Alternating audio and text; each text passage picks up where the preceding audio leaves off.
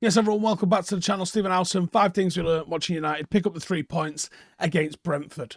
And I want to know your 5 things as well in this video as well. So smash them in at the end and let me know your thoughts on this as well. Now, number 1 that I thought was Bruno being deep. For me, he was man of the match. I know a couple of people thought Sabitzer might have been man of the match, and even a couple of people giving McTominay man of the match shouts. But for me, it was Bruno. I thought he dictated play.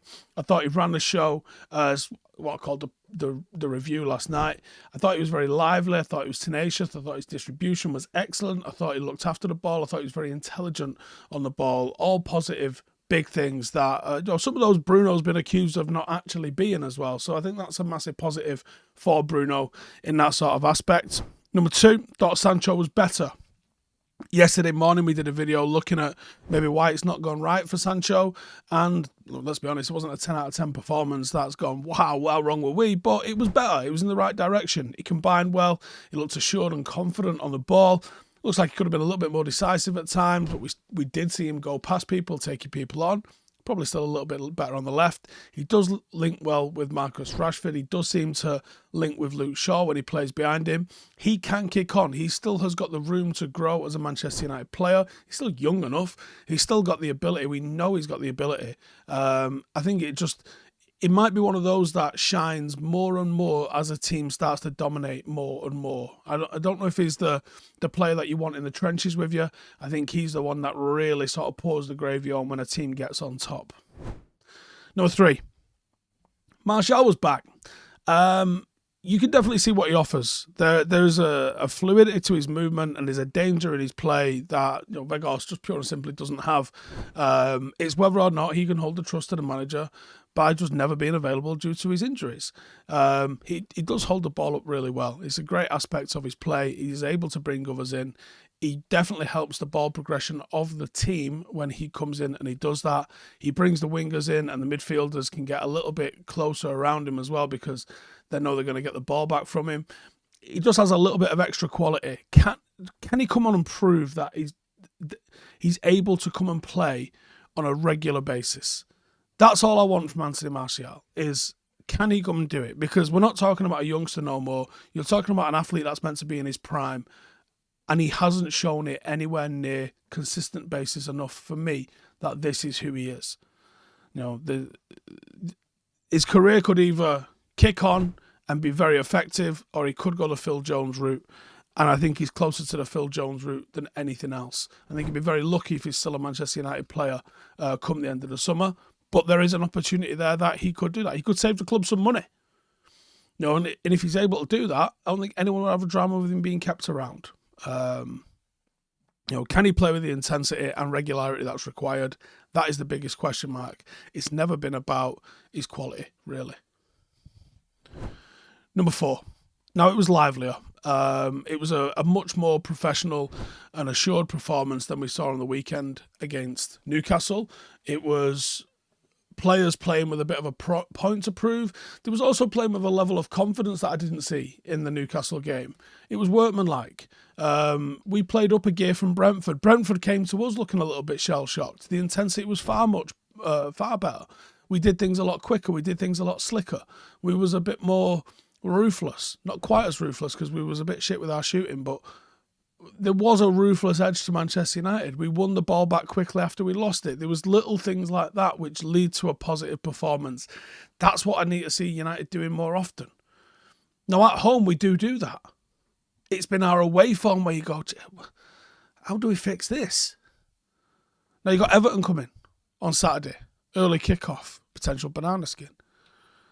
You've got to go into that game just 100% more ruthless, looking for us to be able to turn Everton over and pile the pressure on there for them.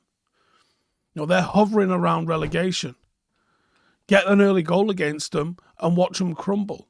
Shouldn't be a drama at home. Shouldn't be. Hopefully it isn't. Shouldn't be a drama at home. Might be a drama at home. You know how it goes. So, positive signs there. Much livelier. Better at home.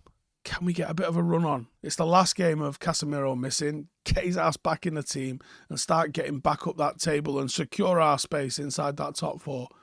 Shut Tottenham up and somehow shut the Geordies up, because they've got a little bit of a head of steam up And now they're fucking smelling their own farts, aren't they? So we need to stop that. It's disgusting. And then number 5, defensively solid. So it was a clean sheet. Martinez had a great performance. Pocketed Tony, certainly on the floor. His distribution was very good. De Gea looked still a little off it in his distribution, and when he loses it, it almost immediately puts us under pressure, but we cope with it fairly well. Brentford really looked like they were going to score. They had a couple of breakaways, but like there was never any point where I really truly felt in danger, apart from the one where they went in 1v1 with De Gea and he dealt with it. We defended our area really well. I think Varane needs a mention.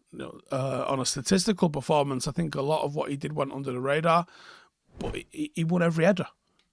And it was a solid performance. After we've been so leaky recently, getting a clean sheet like that, I can't remember if it's Sir Alex. It feels like a Sir Alex thing to say, so we're just going to roll with it. 1-0s are better than 5-0s, because a 1-0 win, you've had to work for that. When it's a 5-0 win, you were just better than the opposition. Why wasn't it 7-0? Why wasn't it 8-0? When it's 1-0, it's been tight and you've had to work for it. And I think that would sum up, I think, the way the game went against Brentford. It was 1-0, you were probably better than them, but you did have to work for it, and you didn't make any mistakes that led to a goal, and that is massive. So, big positive thing that United can build on. Important to go into the game with Everton at the weekend and get 3 points. And what an absolute mad night of football it ended up being. Newcastle sticking 5 past West Ham, probably sounding the horn on the end of David Moyes' career at West Ham. Surely. He can't survive that. He can't survive that, can he? Surely. And then Frank Lampard being announced as Chelsea manager. I don't know how to wrap my head around that one. I'm going to throw out a question in a little bit on Twitter as well. Ash in the studio with us at lunchtime for the as yet unnamed chaotic shambles that is mine and Ash's podcast. Let us know what you want us to talk about. We'll be previewing United versus Everton at the weekend, obviously with Ash being an ex-Everton player. Let us know the sort of things that you want us to talk about in the comments, and I'll put the questions to Ash, and we'll see how much of it gets edited out. But cheers for tuning in. As always, make sure to subscribe if you're new around here, and also check out our 30 by 30 challenge that we're doing with Whoop as well. I'll drop a link to the Reddit group. Come and get in the mix. See you in the next one. Laters.